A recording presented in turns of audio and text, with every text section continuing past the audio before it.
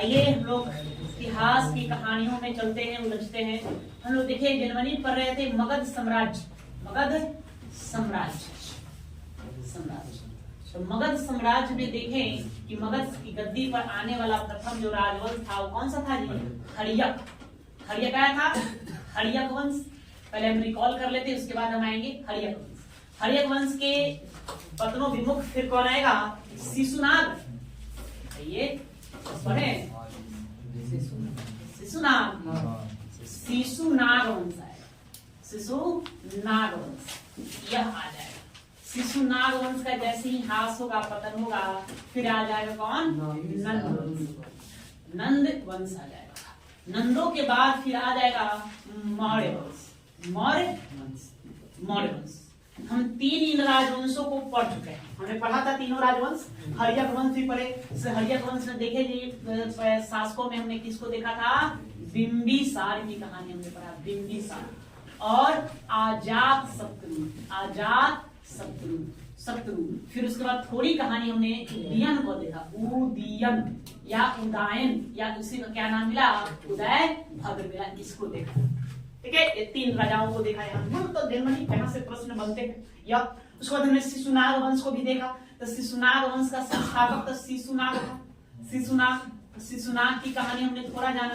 उसके बाद फिर हमने किसको जाना? कालाशोक को जाना, ठीक है। शिशुनाग वंश से जो सबसे महत्वपूर्ण प्रश्न जो आते रहता है क्या जी? अवंती के बारे में, कि अवंती को किसने जीत कर मगध में मिला दिया। यहाँ से प्रश्न बनते हैं, कालाशोक को किस लिए याद करें? तो द्वितीय बौद्ध संगीति कहाँ होता है? वैशाली में। उसमें राजा कौन था? कालाशोक था। उसको नंद वंश में हमने देखा, नंद वंश के संस्थापक कौन? महापद्म नंद। इसकी कहानी देखा, कहानी है महापद्म नंद। या अभी ये भारत का प्रथम ऐतिहासिक शासक माना गया। पहला शासक था जो शूद्र होकर ही मगध की गद्दी पर बैठा, मतलब अर्थात प्रथम गैर क्षत्रिय शासक था। इसको हमने कई उपाधियों से सुशोभित किया। नहीं, एक राट, भार्गव नाम, दूसरा परशुराम, ठीक है, सर्व क्षत्रिय हंता, इस तरह की कई उपाधियों को दिया गया। किसको? महापद्म नंद को दिया गया। महापद्म नंद के 8 बेटे थे, जिसका क्रमशः शासन करने का विवरण मिलता है। लेकिन हमें सिर्फ पता किसके बारे में चलता है? धनानंद के बारे में चलता है। धनानंद। यहाँ तक हमने कहानी को देख लिया था धनानंद तक। उसके बाद हम कहाँ इंटर कर गए थे? हम इंटर कर गए धर्म सुधार आंदोलन में। धर्म सुधार आंदोलन देखने लगे थे। सुधार आंदोलन। इन धर्म सुधार आंदोलनों में हमने 2 को ही देखा मूलतः। एक देखा जैन धर्म और दूसरा कौन? बौद्ध धर्म को देखा। बौद्ध धर्म को हमने देखा। हालांकि इसमें और भी बहुत सारी बातें थी, लेकिन एग्जाम के दृष्टिकोण से आप लोग का उतना काफी है। वन डे एग्जाम को देखेंगे तो यह ऐसे बहुत सारी बातें हैं। इसके अलावा हमें थोड़ा शैव धर्म भी देखना चाहिए था, लेकिन देखिए वन डे एग्जाम में यहाँ से 9 के बराबर प्रश्न पूछा गया है, इसलिए उसको हमने छोड़ दिया है। तो जैन धर्म में बौद्ध धर्म देखा, ठीक है। कहां से? धनानंद के बाद पहले वहां चले गए थे, लेकिन अब फिर हम इस क्रम को देखेंगे। नहीं, हड़यक वंश आया, शिशुनाग आया, नंद आया, नंदों के बाद मौर्य आया, है ना। नंदों के बाद कौन आया? मौर्य आया। हम यहाँ देखेंगे मौर्य वंश के बाद फिर हम देखेंगे भारत पर विदेशियों का आक्रमण। कैसे कैसे विदेशी लोग इंडिया में आते हैं, यहाँ अपना कोई शासन चलाने में सफल रहता है, सत्ता स्थापित करने में सफल रहता है। उसके बारे में सारी चर्चाओं को हम लोग, ठीक है। तो मौर्य साम्राज्य क्या पढ़ेंगे हम? आज से मौर्य साम्राज्य का अध्ययन करेंगे, मौर्य वंश का अध्ययन करेंगे, ठीक है। तो चलिए आप लोग शीर्षक दीजिए मौर्य साम्राज्य।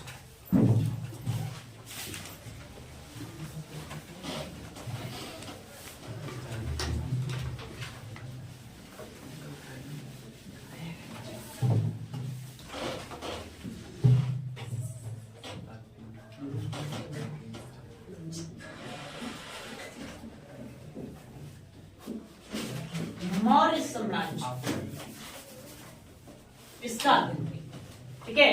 देखिए मौर्य साम्राज्य जो है, इसकी कहानी शुरुआत धनानंद के बाद होती है। कब होती है? धनानंद।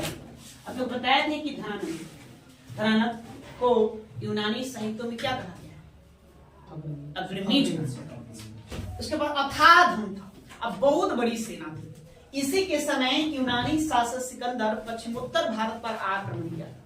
पश्चिमोत्तर भारत जो कह सकते हैं वर्तमान का जो पाकिस्तान का जो क्षेत्र है, उस पर आक्रमण किया था। पंजाब में मूल रूप में तो उसी समय पश्चिमोत्तर भारत में एक विश्वविद्यालय हुआ करता था, तक्षशिला विश्वविद्यालय, आज भी पाकिस्तान के पेशावर में है, या तक्षशिला विश्वविद्यालय। इसी तक्षशिला विश्वविद्यालय में एक आचार्य थे, पढ़ाने वाले प्रोफेसर, मान लीजिए प्रोफेसर थे, उनका नाम क्या था? कौटिल्य। क्या नाम था? कौटिल्य नाम था, कौटिल्य। उन्हीं को चाणक्य कहा गया, चाणक्य उन्हीं को, और हम विष्णुगुप्त के नाम से भी जानते हैं, विष्णुगुप्त। ये 3 नामों से उनको जाना जाता है। एक तरह से प्रोफेसर थे, तक्षशिला विश्वविद्यालय में पढ़ाते थे। उन्होंने सिकंदर की भारी भरकम सेना को देखा, विशालकाय सेना को। उन्हें एहसास हुआ अगर सिकंदर की सेना भारत में प्रवेश कर जाती है तो क्या भारत पर वो शासन करना भी प्रारंभ कर देगी। इसी के उद्देश्य से चाणक्य कहां पहुंच गए? धनानंद के दरबार में आए। धनानंद के दरबार सिर्फ आगाह करने यहाँ आया, उन्होंने इनको आगाह किया, धनानंद को आगाह किया कि आप अपने पश्चिमोत्तर सीमा को मजबूत करें। उसको क्या करेंगे? मजबूत कर देंगे, ताकि जो सिकंदर है, सिकंदर भारत के भूमि में अंदर प्रवेश न कर पाए, है ना, आपके राज्य के ऊपर आक्रमण न कर पाए। लेकिन धनानंद जानते हैं उसके पास अथाह धन था। एक तो धन इकट्ठा करने की बीमारी थी, मानो उस तरह से कि तरह तरह के कर लगा रखा था अपने जनता पर। दूसरा, उसके पास विशालकाय सेना था। तो इसमें वो क्या था? एक तरह से अभिमानी व्यक्ति था। वो मानने को तैयार नहीं था कि मेरी सेना को या हमें, मतलब कि सिकंदर जैसा कोई व्यक्ति, है ना, क्या कर सकते हैं? परास्त कर सकते। उनकी सलाह मानने के उपाय, चाणक्य का सलाह मानने के बजाय और क्या किया? चाणक्य को अपमानित करके भरे दरबार से बाहर निकाला। कहा जाता है चाणक्य का सिरा, सिरा मतलब होता है चोटी, सिराओं को घसीटते हुए दरबार से बाहर फेंकवा दिया। ठीक है, हाँ, सिखा, उसको कहते हैं सिखा। चाणक्य जो थे, उन्होंने प्रण भी किया था कि जब तक मैं इससे धनानंद के साम्राज्य का नाश न कर दूं, अपनी शिखा को नहीं बांधूंगा, नहीं, अपनी शिखा को नहीं बांधूंगा। तो इसी प्रतिज्ञा में चाणक्य एक बंदे का तलाश करने लगे, एक व्यक्ति का, जो धनानंद से मुकाबला कर सके, धनानंद के साम्राज्य को तबाह बर्बाद कर सके। और वो तो रहे भाई क्या, साधु संत एक विद्या में माहिर थे, कलम चलाने में माहिर थे, और हथियार चलाने में माहिर तो थे नहीं। उनके लिए उनको एक योद्धा चाहिए, नहीं एक कुशल व्यक्ति चाहिए था, नहीं एक चतुर व्यक्ति चाहिए था, जो धनानंद के विशाल साम्राज्य को उखाड़ फेंके। कहा जाता है कि चाणक्य जिस रास्ते से वो अपने विद्यालय जाया करते थे, ऐसी कहानियों में, है ना, सीधी अनुसूचियों में इस बात का जिक्र किया गया है कि आने जाने क्रम में वो देखते थे कि कुछ बच्चे जो है एक खेल खेल रहे हैं। खेल का नाम हुआ करता था राजकिलम नामक खेल। वो राजकिलम नामक खेल में देखते एक ही बालक थे, रोज राजा बनता था। ऊंचे एक टीला था, टीले पर बैठ करके वो जैसे एक दरबार को चलाया जाता है, नहीं, दरबार का संचालन किया जाता है, उस प्रकार से वो टीले पर बैठ कर अपने आप को राजा घोषित करके, राजा बन करके और न्याय करता था, शासन को चलाता था। चाणक्य की नजर उस बालक पर पड़ी, उनको लगा, एहसास हुआ कि इस बालक में कुछ बात है। उस बालक को अपने साथ कहां ले गए? तक्षशिला विश्वविद्यालय, और उसे कड़ी प्रशिक्षण दी, उसे सभी तरह की विद्याओं में निपुण किए, अस्त्र शस्त्र चलाने में भी निपुण किए, और उसके बाद फिर जनता के सहयोग से धनानंद के राज्य पर क्या करेंगे? आक्रमण कर देंगे, और धनानंद को पराजित करके फिर धनानंद के पराजित करके नंद वंश के स्थान पर कौन सा? मौर्य वंश का स्थापना करें। यहाँ ये सारी बातें हम लोग किसमें पढ़े थे? धनानंद की कहानी में पढ़ी, धनानंद की कहानियों में हमने देखा। ठीक है, तो इस प्रकार से मौर्य साम्राज्य का क्या होगा? उद्भव होगा, उदय होगा। इसकी और भी कहानियां हैं जिसको हम जानेंगे। ठीक है, चलिए आप लोग भी थोड़ा सा पेज चलाते चलेंगे, पेज चलाते चलेंगे। तो आपसे पूछा जाएगा कि मौर्य वंश का संस्थापक, क्या पूछेगा? संस्थापक, कि संस्थापक कौन था? संस्थापक अब जाने हैं, इसका संस्थापक कौन? चंद्रगुप्त मौर्य। चंद्रगुप्त मौर्य राजधानी अपना कहां बनाएंगे? राजधानी, तो चंद्रगुप्त मौर्य की राजधानी जो थी, या मौर्य वंश की राजधानी, वो पाटलिपुत्र। ठीक है, अगर हम समय अवधि की बात करें, समय अवधि मतलब किस टाइम पीरियड में ये मौर्य साम्राज्य विकसित था, तो देखिए दो तरीके, एक आपको मिलेगा 323 से शुरू करेगा, कहां शुरू करेगा? 323 ईसा पूर्व। कुछ किताब ऐसे भी है जहां 322 ईसा पूर्व भी बताया गया है, नहीं तो उसका तारीख को लेकर आपको कंफ्यूजन है। 323 ईसा पूर्व से 183 ईसा 183 ईसा पूर्व। इस समय अवधि है जिस समय अवधि में मौर्य साम्राज्य फला फूला विकसित रहा। ठीक है, प्रश्न आपसे पूछा जाएगा इन लोगों का राज चिन्ह मतलब कि ये जो मौर्य वंश के लोग जो थे उनका जो राज चिन्ह मयूर था। क्या था? मयूर मतलब मोर ये मयूर था।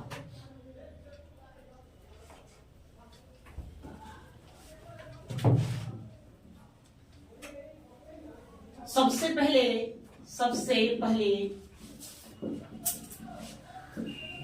ब्रून वडेल ने मौर्यों का राजकीय चिन्ह मयूर बताया। ठीक है, एक आपसे प्रश्न बनेगा कि वो कौन सा इतिहासकार था या कौन सा विद्वान था जिसने यह बताया कि मौर्यों का जो राजकीय चिन्ह था वो क्या था जी? मयूर था। तो सबसे पहले ग्रून वडेल नामक एक विद्वान होंगे, उनके द्वारा इस बात को बताया जाए। ठीक है, ये बात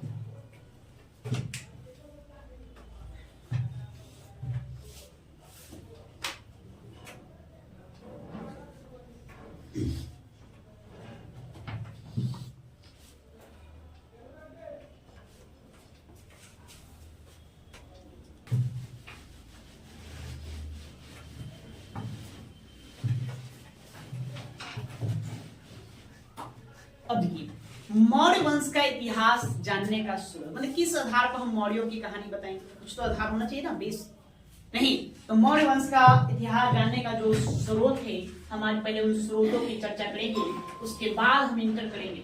ठीक है, पहले हम स्रोत देखेंगे। तो देखिए, मौर्य साम्राज्य का जो स्रोत है उस स्रोतों को हम दो भागों में बांटेंगे, एक पुरातात्विक स्रोत और एक साहित्यिक स्रोत।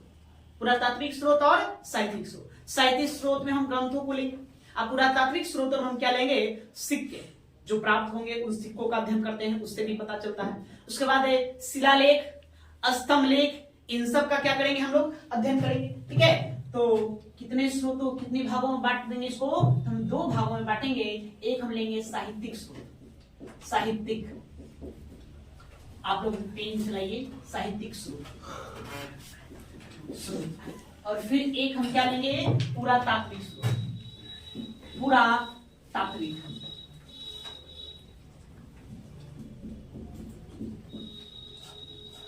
पुरातात्विक स्रोत, दो स्रोतों को लेंगे। देखो, अब साहित्यिक स्रोत में हम पुस्तकों का अध्ययन करेंगे, ग्रंथों का। इन पुस्तकों का अध्ययन करेंगे, एक हम पुस्तक देखेंगे ब्राह्मण ग्रंथ, एक इसका अध्ययन करेंगे। उसके बाद फिर दूसरा जो है, पहला ये ब्राह्मण ग्रंथ, दूसरा हम देखेंगे बौद्ध ग्रंथ, और तीसरा जो है हम अध्ययन करेंगे वह आपको जैन ग्रंथ। ठीक है, या पुरातात्विक स्रोत की बात करें तो पुरातात्विक स्रोत में हम दो देखेंगे, एक आपको देखेंगे हम शिलालेख, और फिर हम लेंगे शिलालेख, सिक्के वगैरह लेंगे। क्या लेंगे? सिक्के, वस्तुएं, अवशेष ले लीजिए, भग्नावशेष वगैरह नहीं। शिलालेख, सिक्के, अवशेष, इसे में राजप्रसाद महल जो टूटा फूटा है वो उसको लेंगे। एक और स्रोत देखेंगे विदेशी स्रोत का अध्ययन करेंगे, विदेशी स्रोत का। देखो, ब्राह्मण ग्रंथों की यदि हम बात करें, ब्राह्मण ग्रंथों की, तो फिर ब्राह्मण ग्रंथों में देखो सबसे महत्वपूर्ण आपको बताया जाता है पुराण। कौन? पुराण। पुराणों में ही आप देखेंगे तो मुख्यतः विष्णु पुराण। अच्छा, तो पहले इसको उतारो, पहले अलग अलग करेंगे, ठीक हटेगा नहीं फिर।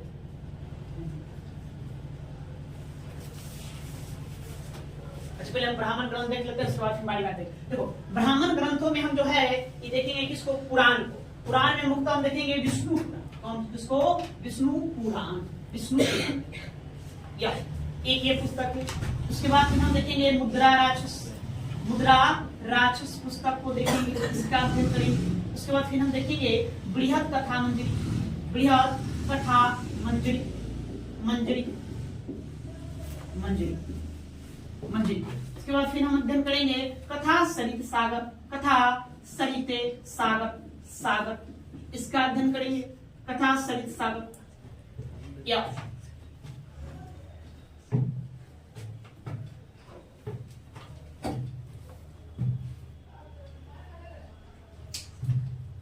जो कम पड़ जाएंगे आप लोग इतना उतार लिए हैं, इतना पहले उतारिए, उसके बाद हम पहले सबको तोड़ तोड़ अलग अलग बताते हैं। पहले स्रोत को समझना जरूरी है, कहां से मौर्य वंश के इतिहास को लिखा जाता है उसको देखना जरूरी है। उसको क्लोज कर दो।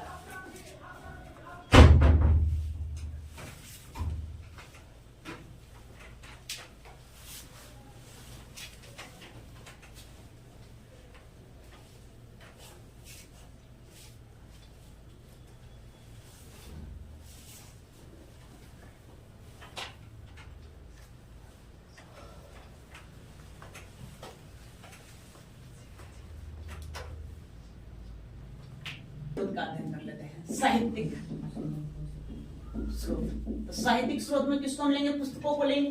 तो पुस्तकों में हम कौन कौन सा लेंगे? एक देखिए, एक हम लेंगे ब्राह्मण ग्रंथ। क्या लेंगे? ब्राह्मण ग्रंथ, या इसको लेंगे। उसके बाद फिर हम दूसरा जो है वो हम लेंगे बौद्ध ग्रंथ, बौद्ध ग्रंथ, बौद्ध ग्रंथ, ठीक है। उसके बाद हम तीसरा लेंगे जैन ग्रंथ, जैन ग्रंथ, जैन ग्रंथ, या और एक हम क्या पढ़ेंगे, है ना, तो यूनानी ग्रंथ। किसको? यूनानी ग्रंथ को लेंगे, यूनानी ग्रंथों को लेंगे, इसको लेंगे, ठीक है। ब्राह्मण ग्रंथ की यदि हम बात करें कि ब्राह्मण ग्रंथ में कौन कौन सा ग्रंथ है जिससे हमें किसकी कहानी मिलती है? मौर्य वंश की कहानी मिलती है।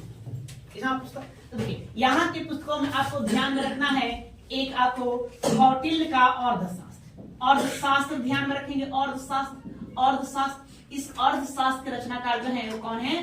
कौटिल्य है, कौटिल्य। इन्हीं को हम क्या कहते हैं? चाणक्य कहते हैं। इन्हीं को हम क्या कहते हैं? विष्णुगुप्त कहते हैं। इसमें क्या मिलेगा? तो इसमें देखिए, मौर्य प्रशासन एवं नीति का वर्णन मिलता है, वर्णन मिलता है। आप इसको पढ़ेंगे और शास्त्र को पढ़ेंगे तो आप भली भांति जान जाएंगे कि मौर्य साम्राज्य का शासन करने का जो व्यवस्था था, प्रणाली था, कैसा था, नहीं कितना सुदृढ़ था, कितना बेहतर था, किस तरह शासन वगैरह करते थे, इसका उल्लेख किसमें मिलेगा? और शास्त्र के कौटिल्य में मिलेगा।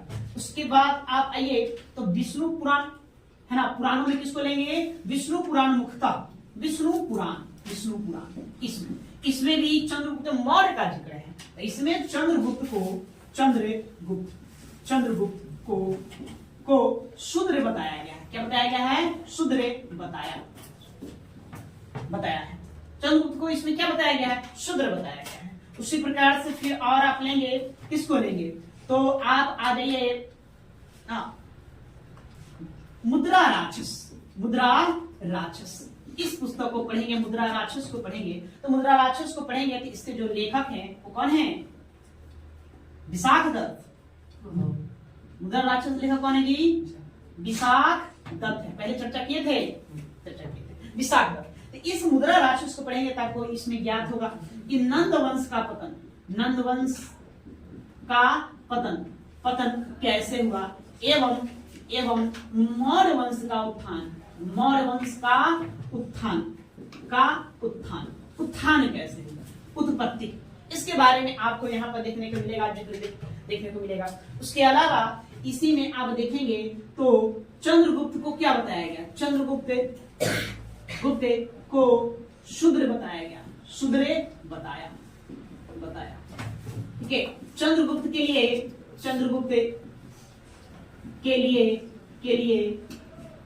विसल शब्द का उपयोग किया गया।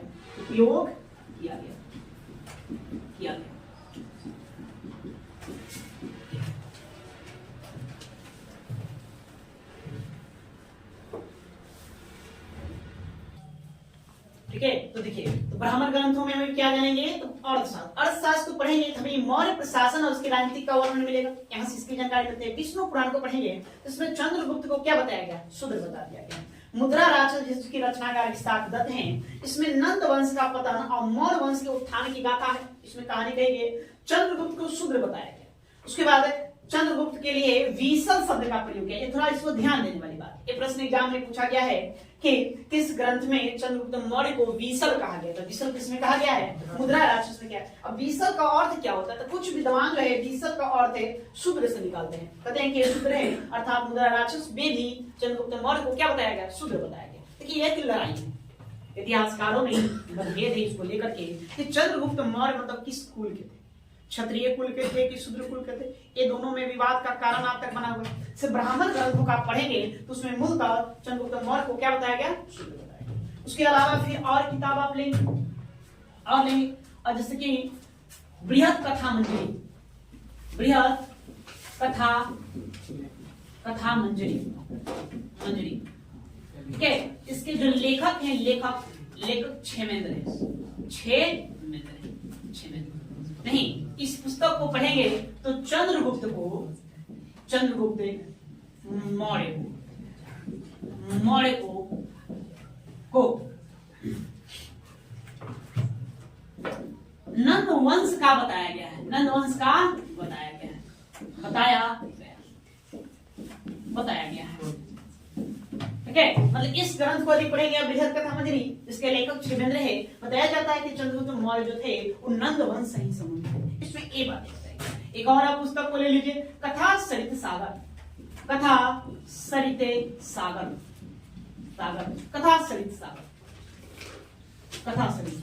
इसको, इसके जो लेखक है सोमदेव है।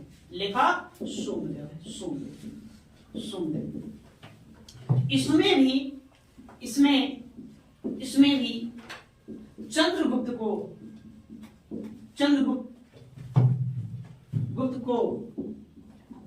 नंद राजा से उत्पन्न पुत्र बताया गया है,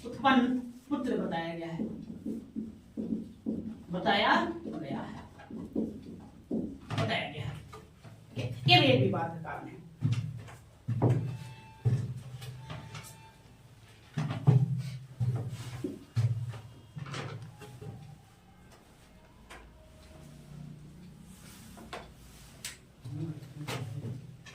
ठीक है, अब आइए उसके बाद हम देखेंगे बौद्ध ग्रंथ। देखिए कई सारे ऐसे बौद्ध ग्रंथ हैं, बौद्ध साहित्य हैं, बौद्ध धर्म से संबंधित है। उसमें मौर्य वंश का उल्लेख किया गया है, उसको पढ़ने से भी हमें मौर्य वंश के बारे में बहुत अधिक जानकारी मिलती है। उन बौद्ध ग्रंथों में मुख्यतः आपको ध्यान में रखना है, एक दीपवंश, दूसरा महावंश, और तीसरा दिव्यावदान। ये तीनों को ध्यान में आपको रखेंगे, जैसे मौर्यों की कहानी मिलती है। तीनों में क्या क्या याद है, ये तीनों जानते हैं क्या है, पढ़े पहले कि सिहली अनुश्रुतियां हैं, श्रुतियां हैं। इसमें मौर्य वंश के उत्थान का वर्णन मिलता है। और आप इसको डीपली और देखेंगे, इसमें आपको क्या मिलेगा, इसमें चंद्रगुप्त मौर्य को क्षत्रिय कुल का बताया है, क्षत्रिय कुल का बताया है। ठीक है, वहीं देखिए ब्राह्मण जो सही था, ग्रंथ था, वो चंद्रगुप्त मौर्य को क्या बता रहा था, शुद्ध, लेकिन ये अब क्षत्रिय बताया, क्षत्रिय वंश का बताया। उसी प्रकार से फिर हम देखेंगे जैन साहित्य, जैन ग्रंथ। तो जैन ग्रंथों में भी कई सारे ग्रंथ है, उसमें आपको दो याद करना है। एक याद करना है भद्रबाहु द्वारा लिखा गया कल्पसूत्र, किसको ध्यान रखेंगे, कल्पसूत्र को ध्यान में रखेंगे, कल्पसूत्र। तो कल्पसूत्र जान ही रहे, इसके लेखक कौन है, तो लेखक इसके हैं भद्रबाहु, इनको ध्यान रखेंगे। और क्या कल्पसूत्र से हमको ध्यान में रखना है, तो या चंद्रगुप्त गुप्त के संबंध में महत्वपूर्ण वर्णन प्रस्तुत करता है या नहीं। इस कल सूत्र में भी चंद्रगुप्त को क्या बताया गया है? चंद्रगुप्त को क्षत्रिय बताया गया है, क्षत्रिय बताया गया है, यह क्षत्रिय बताता है। उसी प्रकार से आप जैन साहित्य में एक और ले लीजिए आप परिशिष्ट पर्वन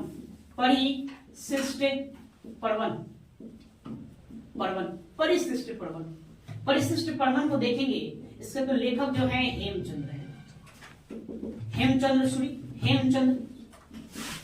हेमचंद्र है। और इसमें भी किसको?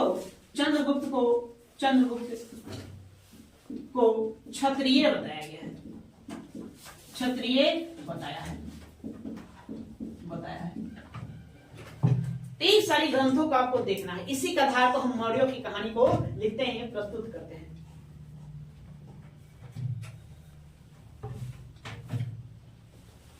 जैन ग्रंथ में दो को ध्यान में रखेंगे, कितने को? दो को। इन दो ग्रंथों का ध्यान में रखिए जैन ग्रंथ में, जैन साहित्य में।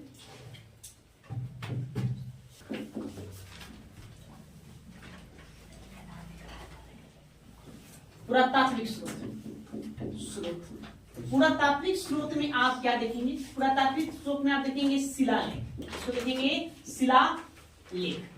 शिलालेख तो समझते हैं, चट्टानों पे भी हम कुछ लिख दें तो उसको क्या कहेंगे? शिलालेख कहेंगे।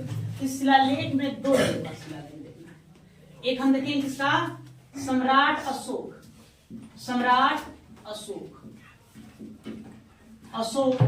का शिलालेख, ठीक है। शिलालेख को देखेंगे। हाँ, प्लस में स्तंभ लेख, इसका क्या देखेंगे? स्तंभ लेख, इसको देखेंगे। देखिए, अशोक के शिलालेख और स्तंभ लेख जो है मौर्य वंश के बारे में बड़ा ही विस्तृत कहानी करते हैं। सबसे पहले तो हमें उसके सीमा के बारे में पता चला, बाउंड्री के बारे में, कि मौर्यों की बाउंड्री कहां है, मतलब भारत भूमि में मौर्य वंश का विस्तार कहां तक था। इसका जानकारी हमें मुख्य रूप से किससे? शिलालेख और स्तंभ लेखों से मिलेगी। इस शिलालेखों को पढ़ेंगे तो मौर्य काल का सामाजिक जीवन के बारे में मिल जाता है। सम्राट अशोक के जो धर्म की नीति जो चलाया गया था उसके बारे में जिक्र मिलता है।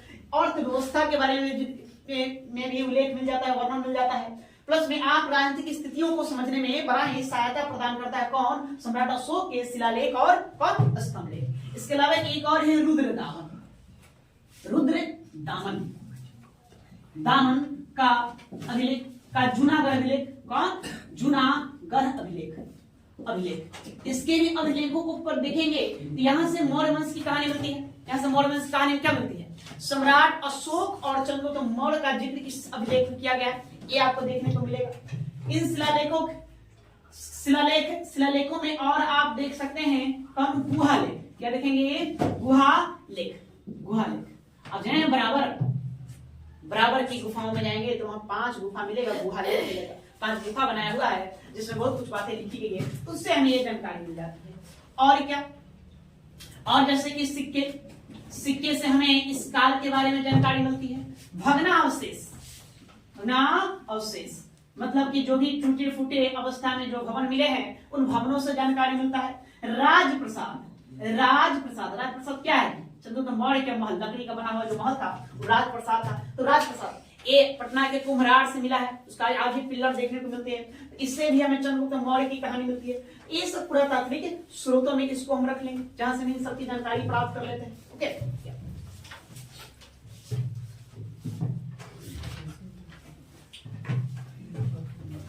उसके अलावा हम लोग यूनानी या विदेशी स्रोत देखेंगे। विदेशी स्रोत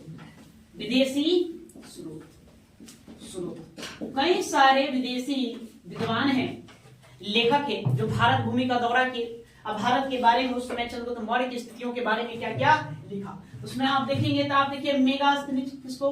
मेगास्थनीज। इसके किताब इसके द्वारा लिखा गया इंडिया पुस्तक को पढ़ेंगे, इंडिका पुस्तक को। उसके बाद स्ट्रैबो एरियन प्लूटार्क प्लूटार्क का अध्ययन करेंगे, जस्टिन का अध्ययन कीजिए,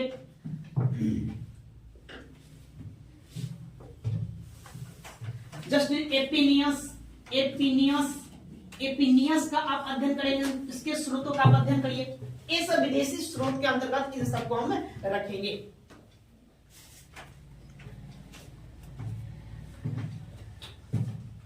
एक और विद्वान ले सकते हैं इसमें, डियोडोरस।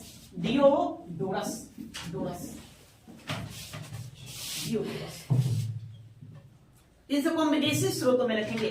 नहीं, इन लोगों के द्वारा, यूनानियों के द्वारा लिखा गया जो भी किताबें ग्रंथ है उसमें चंद्रगुप्त मौर्य के बारे में कहानियां दी गई है, बताया गया है कि मतलब क्या था क्या नहीं था। तो इन सब के भी इन लोगों के द्वारा जो भी साहित्यिक स्रोत जुटाए गए हैं, लिखे गए हैं, जो भी प्राप्त हुए हैं, इनका भी हम अध्ययन करके चंद्रगुप्त मौर्य के बारे में हम जान सकते हैं, मौर्य वंश की कहानी को हम समझ सकते हैं।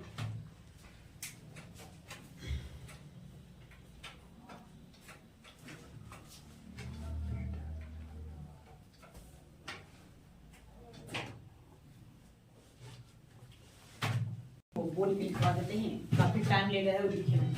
नहीं, देखिए विदेशी स्रोतों में थोड़ा जान लेते हैं सबके बारे में, किसने क्या कहा, बड़ा इंपॉर्टेंट वाली बात है। तो पहला आप देखिए मेगास्थनीज। आगे भी हम इसके बारे में जिक्र करेंगे, मेगास्थनीज के बारे में। यह सिल्वर निकोटर का राजदूत था जो चंद्रगुप्त मौर्य के दरबार में रहता था। इसने एक पुस्तक लिखा, क्या लिखा, कौन सा पुस्तक, इंडिका। बड़ा ही फेमस किताब है इंडिका। इसने एक पुस्तक लिखा, इंडिका लिखा। इंडिका पुस्तक से हमें क्या जानकारी मिलती है, मौर्यकालीन सामाजिक जीवन के बारे में उल्लेख मिलता है, मौर्यकालीन अर्थव्यवस्था, इकोनॉमिक्स है ना, आर्थिक जो जीवन है उसके बारे में हमें उल्लेख मिलता है, और राजनीतिक व्यवस्था का भी जिक्र किया गया है इसमें इंडिका में। इसने पाटलिपुत्रा का बड़ा ही विस्तृत विवरण किया।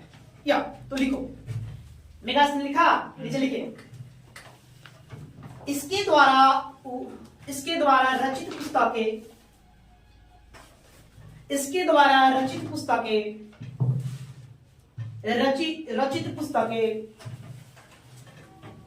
इंडिका से हमें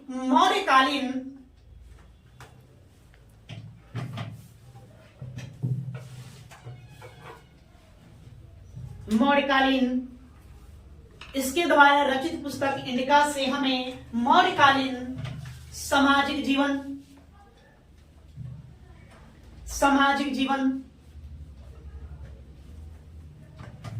आर्थिक जीवन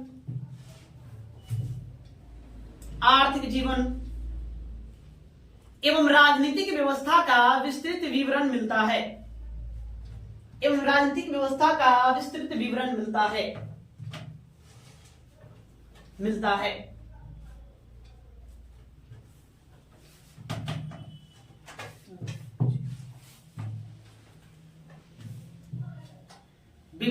है।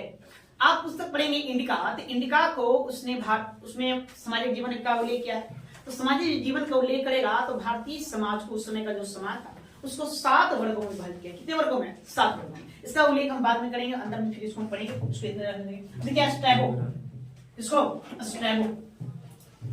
दूसरा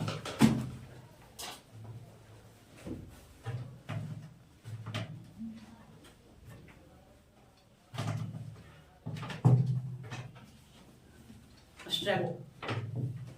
देखिए स्ट्रैबो एक यूनानी विद्वान है, यूनान का रहने वाला है। यूनानियों लोगों का भारत पर आक्रमण हुआ था, सिकंदर के साथ कई सारे विद्वान भारत आए थे, लेकिन बाद में भी यूनानियों का आक्रमण हुआ तो कई सारे विद्वान क्या आएंगे, भारत आएंगे। अब इतना देख रहे हैं, इसको आपको ये नहीं समझना है कि सब चंद्रगुप्त मौर्य या मौर्य वंश के समय था, नहीं, बाद के भी विद्वान, क्योंकि विद्वान है वो तो बाद के भी, इसमें कुछ विद्वान ऐसे जो पहली सदी के बस क्या है, लेकिन उन्होंने मौर्यकालीन व्यवस्था के बारे में लिखा, मौर्यकालीन प्रशासन के बारे में लिखा, मौर्यकालीन समाज के बारे में लिखा, मतलब उनके मौर्य वंश के समय भारत की क्या स्थितियां थी, उन स्थितियों के बारे में लोगों ने क्या किया, उल्लेख किया। ठीक है, तो किसने क्या कहा, बड़ा इंपॉर्टेंट वाली बात है जो यहाँ से प्रश्न बनता है। जैसे स्ट्रैबो अपने विवरण में लिखता है, इसी के विवरण को पढ़ेंगे। स्ट्रैबो द्वारा लिखा गया विवरण से हमें ज्ञात होता है कि चंद्रगुप्त मौर्य और सेल्यूकस निकेटर के मध्य वैवाहिक संबंध स्थापित हुआ। चंद्रगुप्त मौर्य और सेल्यूकस निकेटर में पहले वार हुआ, युद्ध में चंद्रगुप्त मौर्य विजित रहा तो सेल्यूकस निकेटर ने क्या किया, अपनी पुत्री का विवाह किसके साथ करवा दिया, चंद्रगुप्त मौर्य के साथ करवाया। इसका उल्लेख मिलता है। फिर इसी स्ट्रैबो के ही विवरण से हमें ज्ञात होता है कि चंद्रगुप्त मौर्य के जो अंगरक्षक थे, अंगरक्षक मतलब बॉडीगार्ड, तो उन बॉडीगार्ड ने महिला बॉडीगार्ड मतलब महिला अंगरक्षक के साथ ही चंद्रगुप्त मौर्य चलता था। तो यहाँ से दो बातें महत्वपूर्ण है जिसको आपको ध्यान में रखना है और दोनों एग्जामों में आते जाते हैं। तो नीचे लिखिए, नीचे स्पष्ट पॉइंट बनाकर लिख दो। देखो, सेल्यूकस और चंद्रगुप्त मौर्य के मध्य, सेल्यूकस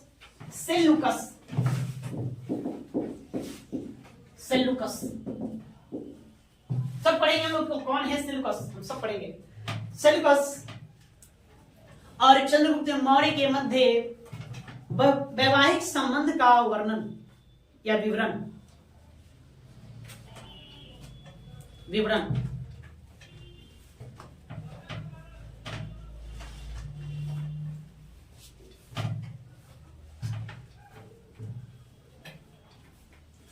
दूसरा, चंद्रगुप्त मौर्य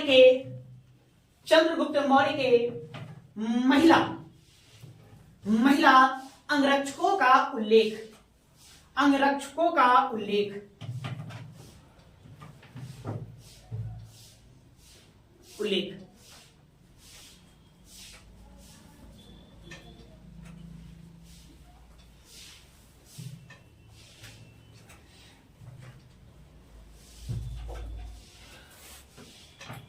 ठीक है भैया। अब ये अगला लिखेंगे डियोडोरस। दो बातें आपको ध्यान में रखना है स्ट्रैबोस।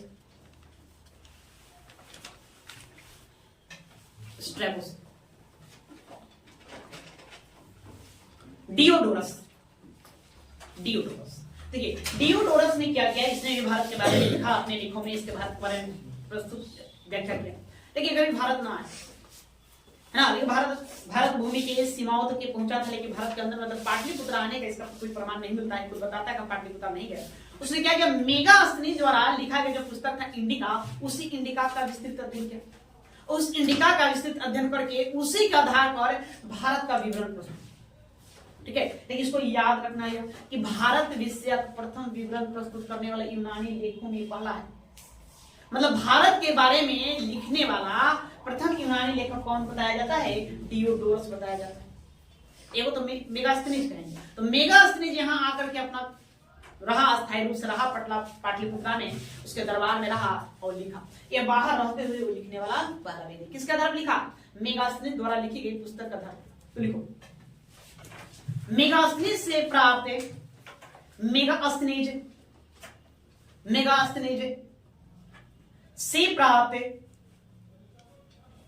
से प्राप्त विवरणों के आधार पर भारत का वर्णन किया। विवरणों के आधार पर भारत का वर्णन किया।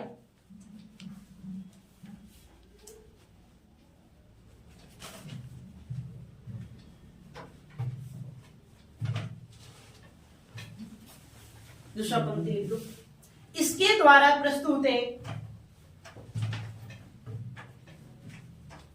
इसके द्वारा प्रस्तुत है भारत विषयक विवरण या भारत के विषय में, भारत विषयक मतलब भारत के विषय में, भारत विषयक विवरण सबसे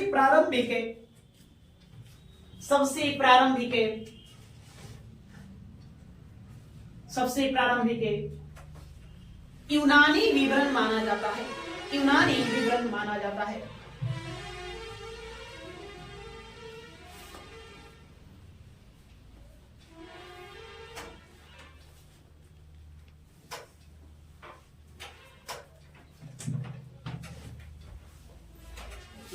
है। हो गया। एक और विद्वान एलियन होगा। एलियन पता है ना, प्लिनी, एक विद्वान प्लिनी है, इसको छोड़ेगा नहीं, बड़ा महत्वपूर्ण है। प्लिनी तो था आपके पहले प्लिनी के बारे में। तो इसने एक पुस्तक लिखा है नेचुरल हिस्ट्री।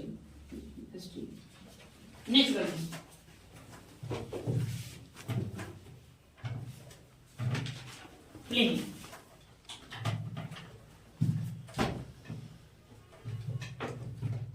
देखो प्लिनी क्या करेगा, किताब लिखा है नेचुरल, इसमें भारत का उल्लेख किया है, मौर्यकालीन व्यवस्थाओं के बारे में उल्लेख किया है। इसने क्या किया कि जो यूनानी व्यापारी थे या पश्चिम के जो व्यापारी थे जो इंडिया में व्यापार करते हैं, भारत शुरू से ही प्राचीन काल से ही पूरे विश्व का व्यापार के लिए का प्रमुख केंद्र रहा है, मुख्य विषय रहा है।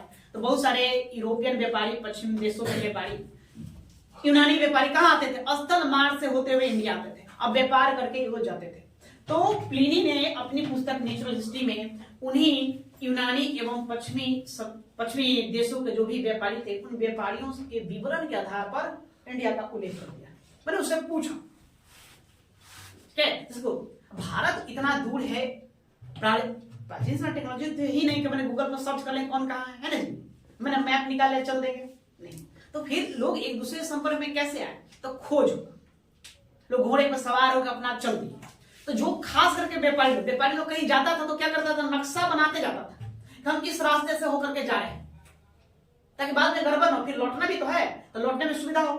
तो वही अपना व्यापारी है मुख्य रूप से व्यापार करने के उद्देश्य से पश्चिमी देशों से चलकर कहाँ आ गए, इंडिया में आ गए। तो उसने रास्ता मार्ग के बारे में पूरा विवरण प्रस्तुत कर दिया कि मार्ग क्या है, और जहां जाता विशेषता देगा तो वहां के बारे में लिखता कि यहाँ के लोग कैसे हैं, नहीं यहाँ के लोग क्या है कैसे हैं, तो उसके बारे में वो अपना लिख देता।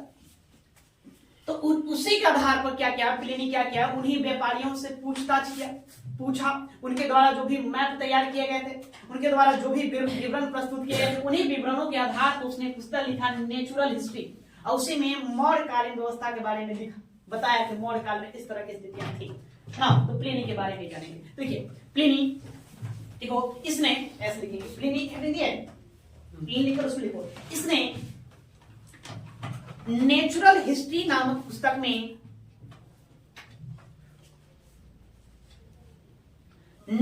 हिस्ट्री नामक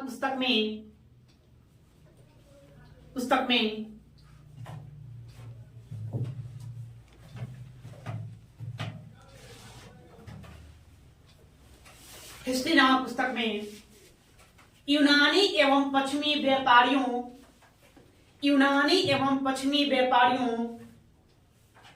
व्यापारियों के सूचनाओं के आधार पर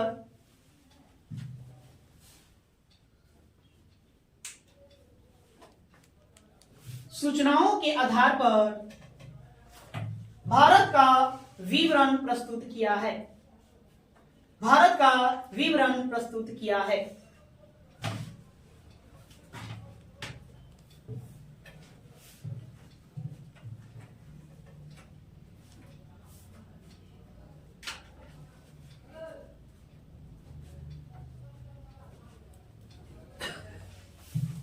डन, ठीक है, बात समझ गए। चलिए अब ये एरियन, अब जानते हैं कि भारत पर सिकंदर का आक्रमण हुआ, प्रथम यूनानी शासक था जिसने कहा कि भारत पर क्या किया, अटैक करेगा, आक्रमण करेगा।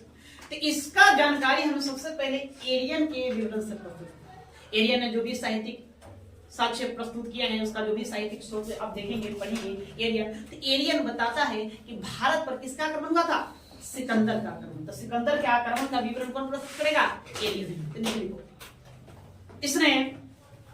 इसने भारत पर यूनानी शासक सिकंदर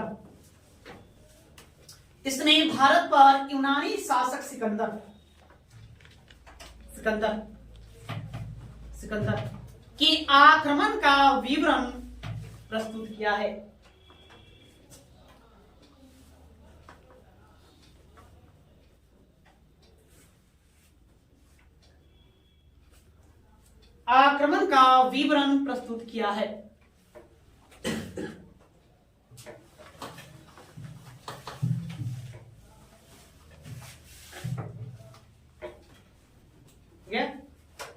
चलिए, सिकंदर तो भारत पर आक्रमण किया, ये कौन बता दिया, एरियन बताया। चंद्रगुप्त मौर्य क्या सिकंदर से मिला था, नहीं मिला था, नहीं मिला था जी, कहानी आप लोग सुनते हैं तो मिला था, बिल्कुल मिला था। ये प्लूटार्क का विवरण से पता चलता, प्लूटार्क का विवरण पढ़ेंगे, इसके द्वारा जो भी साक्ष्य जुटाया गया है। तो प्लूटार्क बताता है कि युवा अवस्था में चंद्रगुप्त मौर्य सिकंदर से मिला था। इसी का विवरण कौन प्रस्तुत करता है? प्लूटार्क प्रस्तुत करता है। और भी बहुत सारी बातें बताती है, लेकिन मुख्य बात यही है कि बताता है कि युवा अवस्था में चंद्रगुप्त मौर्य किससे मिलेगा? सिकंदर से। तो लिखिए प्लूटार्क। प्लूटार्क युवा अवस्था में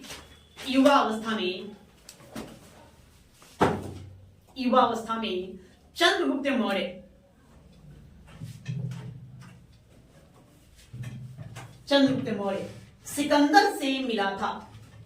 सिकंदर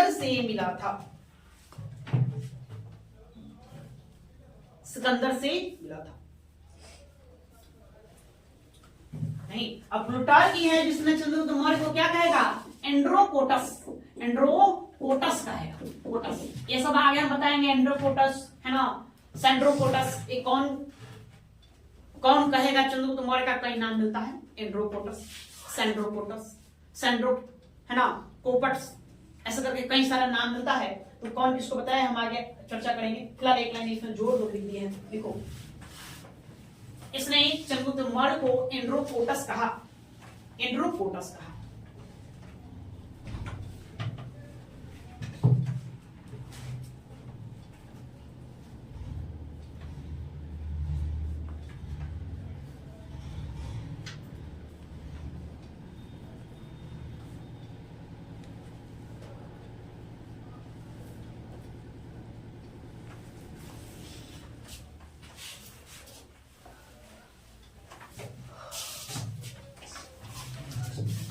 क्या?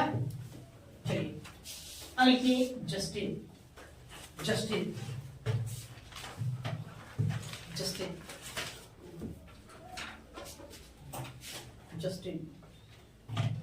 देखो, इसके द्वारा जो भी ग्रंथ लिखा गया है उसको सार संग्रह कहते हैं। क्या कहा गया है? सार संग्रह। ऐसा कुछ नाम नहीं है उसका, कहा गया सार संग्रह। इपिटोम, क्या कहते हैं उसे? इपिटोम। इसी का सार संग्रह इपिटोम को पढ़ेंगे तब वो बहुत सारा जानकारी प्राप्त होगा। इसी में ये बताएगा चंद्रगुप्त मौर्य के बारे में। उसका नाम चंद्रगुप्त नहीं मौर्य न लिख करके उसको नाम लिखेगा सेंड्रोकोटस। क्या नाम देगा? पहले इसका नाम दिया सेंड्रोकोटस। बाद में विलियम जोन्स एक विद्वान आएंगे, विलियम जोन्स ये बताएंगे, प्रमाणित करेंगे ये जो सेंड्रोकोटस लिखा गया है, जो जस्टिन के अभिलेखों में सेंड्रोकोटस जो मिलता है वो कौन है? चंद्रगुप्त मौर्य। वही बताएंगे कि प्लूटार्क के लेखों में जो एंड्रोकोटस मिलता है वो कौन है? चंद्रगुप्त मौर्य। इस सब की पहचान कौन करेंगे? विलियम जोन्स करेंगे बाद में, ठीक है। तो सार संग्रह को उसको पढ़ेंगे तो इसमें लिखा गया है उसका नाम चंद्रगुप्त मौर्य का नाम क्या बताएगा? सेंड्रोकोटस। इसी ने बताया कि सिकंदर भारत पर आक्रमण किया। इसने और विस्तृत व्याख्या किया कि भारत पर आक्रमण किया तो किससे युद्ध लड़ा? नहीं, तो राजा पोरस से युद्ध लड़ा गया था। तो पोरस से लड़ा तो उस युद्ध का क्या परिणाम हुआ? सिकंदर है ना, क्या परिणामों का भी उल्लेख किया कि सिकंदर ने पोरस की वीरता से प्रसन्न होकर उसका राज्य उसको वापस लौटा दिया। उसकी सेनाएं काफी थक गई थी, इसलिए ब्यास नदी को पार नहीं कर पाए, फिर वापस लौट गए। तो ये आपको कौन बताएगा? जस्टिन बताएगा। फिर जस्टिन ने ही बताया कि चंद्रगुप्त मौर्य जो है, चंद्रगुप्त मौर्य का कैसे उत्थान हुआ, अर्थात मौर्य वंश नंद वंश को हटा करके किस प्रकार से प्रतिस्थापित हुआ, इसके बारे में बताया। फिर इसी ने बताया, जस्टिन ने बताया कि उत्तर भारत में, पश्चिम उत्तर भारत की जो सीमा पर यूनानी लोग आकर डटे हुए थे, तो किस प्रकार से चंद्रगुप्त मौर्य उन यूनानी लोगों को खदेड़ कर भारत भूमि से बाहर कर दिया। इसलिए चंद्रगुप्त मौर्य को इसने क्या कहा? भारत को मुक्तिदाता बताया कि इस तरह से यूनानियों से भारत भूमि को मुक्त कर दिया। तो उसमें इसकी क्या भूमिका रही, इस सारा उल्लेख कौन करेगा? जस्टिन करेगा। जस्टिन के उल्लेखों से हमें पता चलता है, जस्टिन ये बताता है कि चंद्रगुप्त मौर्य पूरे भारत को एक सूत्र में बांधने का प्रयास करता है।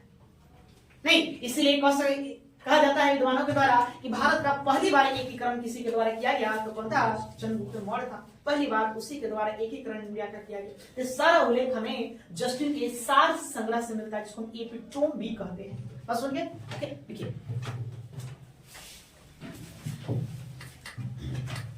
देखिए जस्टिन के सार संग्रह से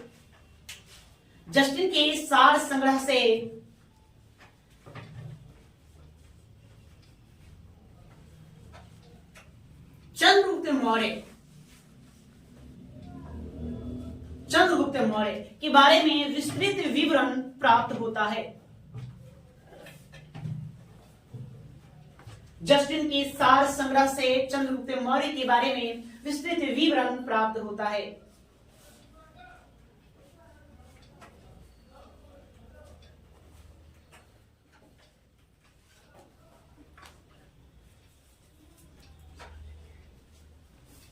ठीक है, क्या क्या विवरण मिलता है नीचे लिखो, नीचे लिखे वहां 2-3 लाइन लिखो, लिखो, लिखिए। भारत में सिकंदर के अभियानों का उल्लेख, भारत में सिकंदर के अभियानों का उल्लेख,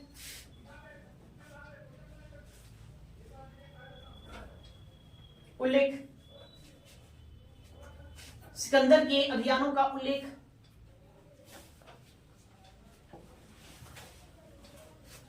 आगे मौर्य वंश का उत्थान,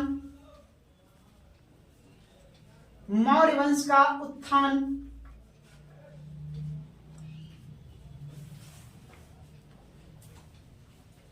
उत्थान। उत्तर पश्चिम भारत में, उत्तर पश्चिम भारत में, उत्तर पश्चिम भारत में यूनानी सत्ता को समाप्त करने में,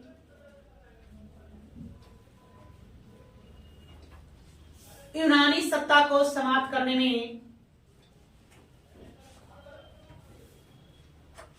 सत्ता को समाप्त करने में चंद्रगुप्त मौर्य की भूमिका, चंद्रगुप्त मौर्य की भूमिका का उल्लेख।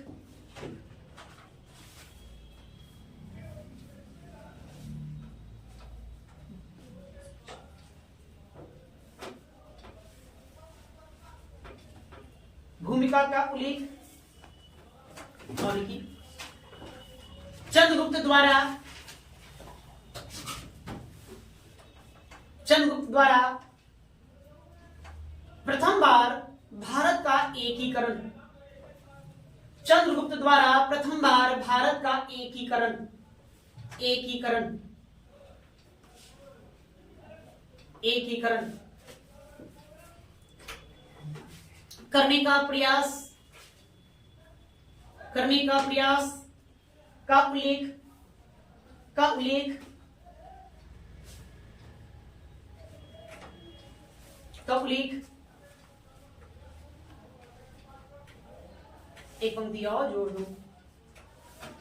इसने चंद्रगुप्त का उल्लेख सैंड्रोकोटस के रूप में किया, इसने चंद्रगुप्त का उल्लेख सैंड्रोकोटस के रूप में किया, सैंड्रोकोटस, कोटस के रूप में किया।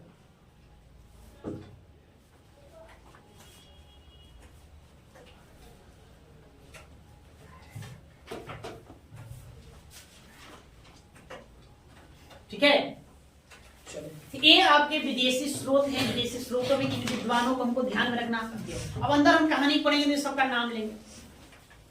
एरियन ने कहा, जस्टिन ने ये कहा, प्लूटो ने ये कहा, स्ट्रैबो ने ये कहा, तो वहां आप कंफ्यूज नहीं हो गए क्या कि इसका नाम दे रहे हैं, लोग कौन है? ये सभी लोग यूनानी विद्वान है। बस क्या है, अंदर हम सबका कहानी पढ़ेंगे तो सब जिक्र होंगे किसने क्या कहा, किसके अनुसार मतलब क्या हुआ था, और भी हमारे में इसके बारे में जानकारी हम जुटाएंगे। ये आपको मोटा मोटी हमने बता दी। ठीक है, तो आज के लिए इतना ही रहने देते हैं, बाकी कहानी फिर हम लोग कल शुरू करेंगे। यहाँ चलो।